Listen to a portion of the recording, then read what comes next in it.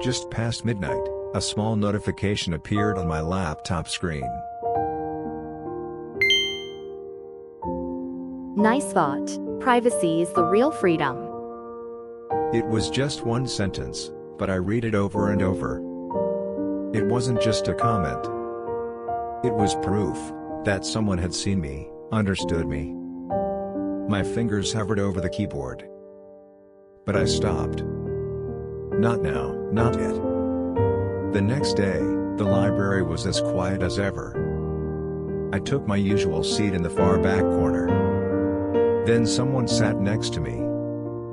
I turned slightly, it was her. We didn't say a word. But the air between us had changed. In the same space, silence became connection. She quietly pulled out a small folded paper and placed it beside my laptop. My hand trembled slightly as I opened it. Wanna talk? Here's my email. The choice was entirely mine. That night, I opened the email window again and again. Typed. Deleted. Typed again. Eventually, only one awkward line remained. I saw you at the library today. You told me to write.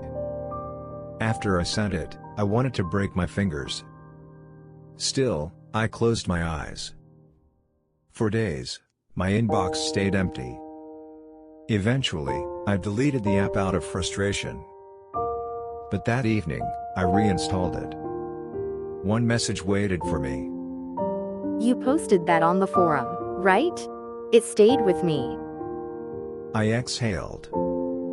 From then on, we spoke through code. She shared a small open source repo. And I began solving one issue at a time. Then one day, I saw her commit message. I've been reading your posts. That one line was warmer than any conversation. The night grew long, but I couldn't sleep. I opened the post she had shared and copied it to my drive. This can't disappear.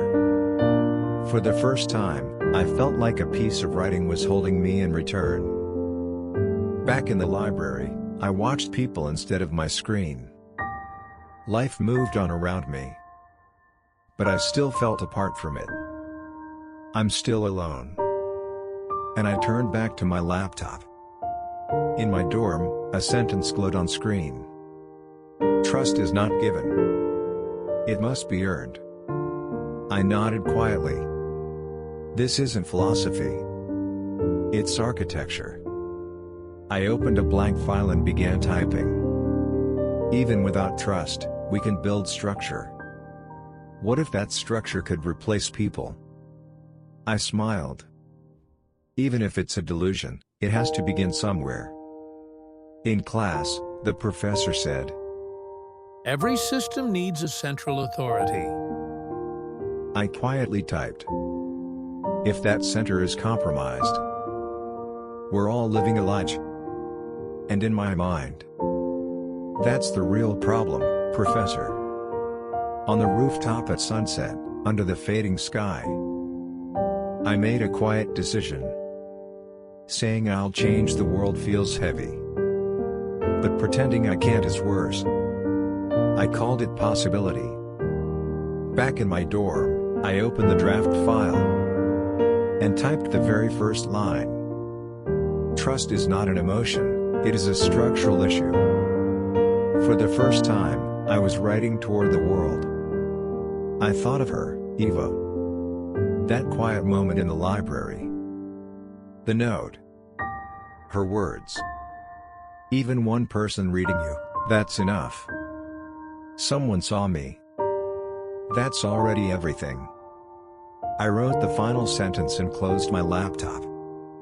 I will disappear inside this structure. But the structure I designed will live on without me. I looked out the window. And for the first time, I realized I might be the architect.